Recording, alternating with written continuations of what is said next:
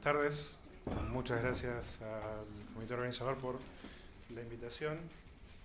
Y la primera conferencia, está centrada en por qué es útil trabajar en las unidades de accidente cerebrovascular. Esto, trata de ser un breve resumen de algunas de las presentaciones más importantes de la conferencia que he mencionado recientemente.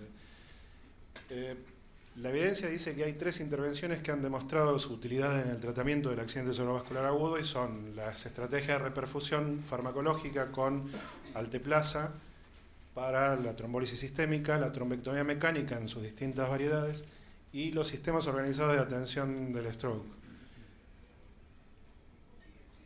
Arrancamos la conferencia con un Oscar. 4:11 de la mañana del martes 16 de mayo, presentan los datos, los resultados del estudio DAWN, que es un estudio que lo que hace es romper la barrera de tiempo de 6 horas que teníamos para el tratamiento endovascular y la extiende de 8 a 24 horas. Entonces, este estudio que utiliza un dispositivo para la trombectomía mecánica fue la estrella, por eso la analogía con el Oscar.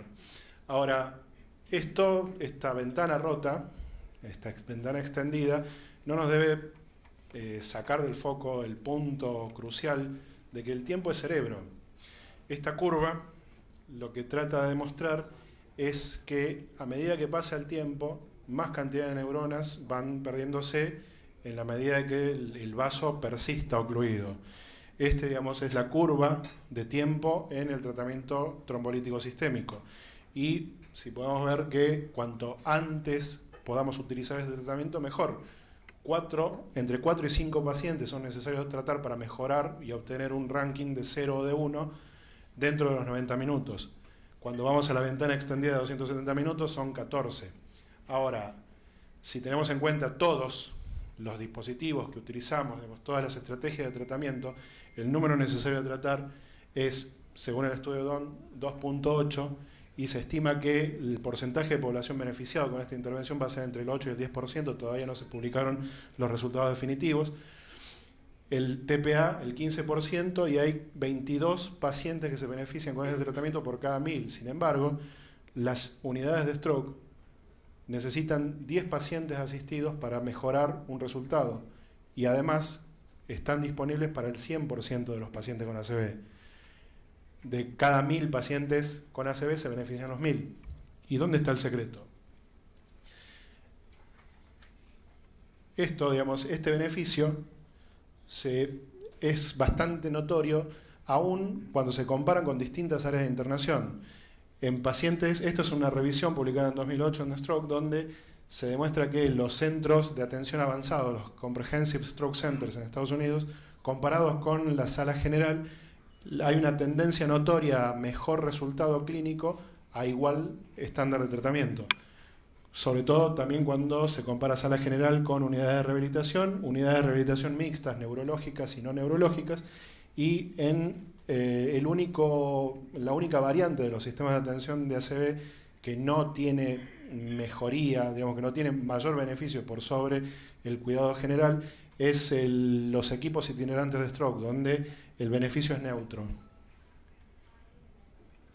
Entonces, la atención estandarizada y organizada dentro de las unidades, los sistemas y los centros de ataque cerebral se basan la efectividad en la aplicación de tratamientos de reperfusión en las variantes de estudio de mecanismos fisiopatológicos, en la detección y tratamiento temprano de las eventuales complicaciones, neumonía aspirativa, trombosis venosa profunda, arritmias, alteraciones hemodinámicas y sobre todo en la detección de disfagia y en la integración de la rehabilitación integral dentro de todos los cuidados. Con respecto a la disfagia, la epidemiología dice que cuando uno utiliza la videofluoroscopía para el cribaje de pacientes con sospecha de alteración del trastorno de glutorio, encuentra que hasta el 90%, de acuerdo a las series, tienen algún tipo de trastornos de glutorios y se asocian a aspiraciones en el 42%. Esto trae como consecuencia clara que va a tener alteraciones en la hidratación, en la nutrición y sobre todo va a aumentar el porcentaje de neumonía aspirativa. Esto implica también una baja calidad de vida posterior al accidente cerebrovascular y evidentemente un aumento en el uso de los tratamientos antibióticos con aumentos en las estadías de internación. Por lo tanto, digamos, tiene implicancia en la sobrevida, en el resultado y a través del aumento de la mortalidad. Entonces, la disfagia, digamos, es una de las intervenciones que nosotros hacemos en las unidades de ACV y que está estandarizado que el 100% de los pacientes que asisten a una unidad, digamos, que son asistidos en una unidad de ACV, tienen que tener un test de deglución durante su internación. ¿Por qué? Porque si detectamos alteraciones en la deglución y detectamos aspiraciones, podemos prevenir ante la detección de disfagia podemos encontrar pacientes con riesgo de desnutrición intrahospitalaria. Podemos adecuar el uso de antibióticos en pacientes en los que yo le voy a detectar las microaspiraciones para poder prevenirle la neumonía. Mayor oportunidad de rehabilitación temprana, si los tengo mejor nutridos seguramente también, y transferencia a domicilio o rehabilitación precoz. ¿A través de qué mecanismo? Digamos, tengo la posibilidad de establecer la presencia de disfagia. Y hay distintos estudios, distintas escalas y distintas herramientas que se pueden utilizar para llegar a la conclusión de que un paciente tiene alteraciones en la deglución.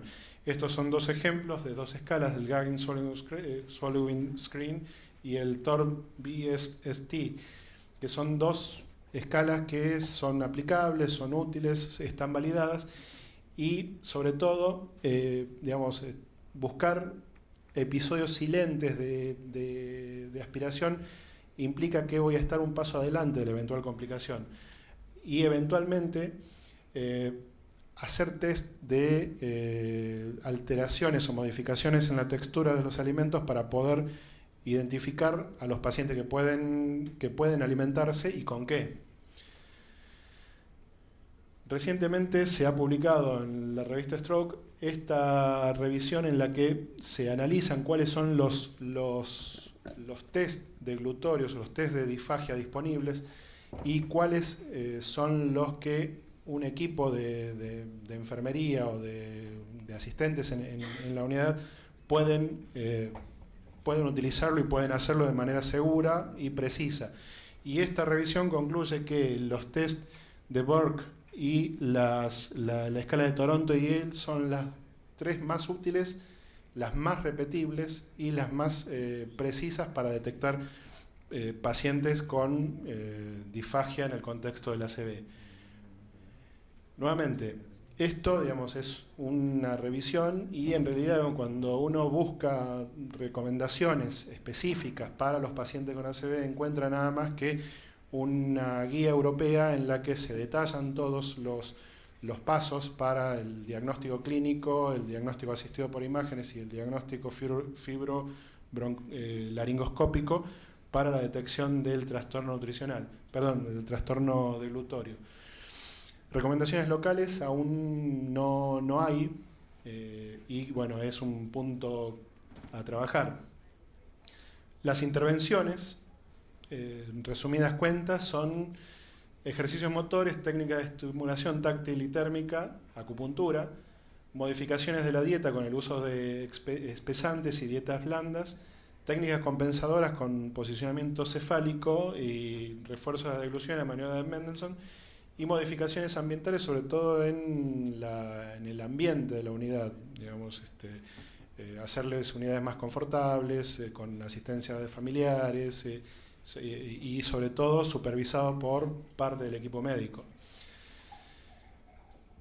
Las estimulaciones más avanzadas son la estimulación eléctrica faríngea a través de electrodos, neuromuscular hipolaringia y la estimulación directa transcraneal, que si bien es cierto, junto con la estimulación transcraneal directa repetitiva, son herramientas que digamos, son útiles, sirven, pero todavía faltan completar más estudios para poder establecer el grado de recomendación adecuado para este tipo de procedimientos. En conclusión, con respecto a la disfagia, digamos, todavía quedan pendientes algunas cosas, pero lo que sí está claro es que debemos usar protocolos estandarizados para detectar pacientes que tienen disfagias y los que están en riesgo de aspiración.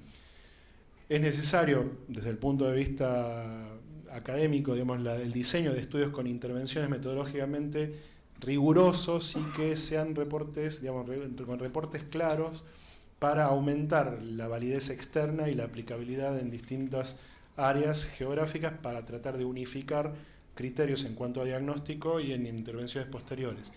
Y por último, fomentar el rol protagónico de los familiares, que son eje fundamental, sobre todo en la transición desde la internación hacia el cuidado domiciliario al ambulatorio. Y dos palabras respecto de la trombosis venosa profunda y el tromboembolismo pulmonar, que digamos, tienen que ver mucho con los pacientes con accidente cerebrovascular, sobre todo los que tienen mucha secuela, con mucho compromiso neurológico. El 20% de los pacientes a los cuales se le hace una ecografía con compresión venosa tienen evidencia de trombosis venosa profunda. Hay un 10% que tienen angiotomografía o angioresonancia positiva, un 5% hace clínica de TDP, que digamos el aumento del diámetro del miembro inferior o el dolor en la pantorrilla, 5% hace clínica de TEP, que la clínica de TEP puede ir desde el desasosiego, el delirio, hasta el shock y el deterioro neurológico. Entonces, a pesar de la alta prevalencia, la sospecha clínica, digamos, el diagnóstico clínico es bastante poco fiable. Hay una cosa que es fundamental, que es la mayor frecuencia en la primera semana, y que, a pesar de que el 40% está confinado, digamos, a la circulación en la pantorrilla, el 60% de los pacientes que tienen trombosis venosa distal se asocian a trombosis venosa poplitea o femoral.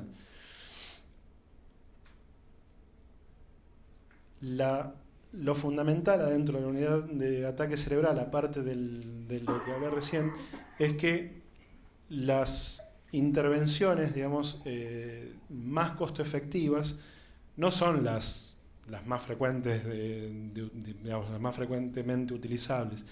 Lo que sí no está recomendado es el uso de medidas de compresión o el vendaje compresivo, que la única indicación de esto, digamos, de las medidas de compresión o el vendaje compresivo, es que el paciente dentro de la unidad con un diagnóstico de ataque cerebral vaya a ir a quirófano para algún procedimiento.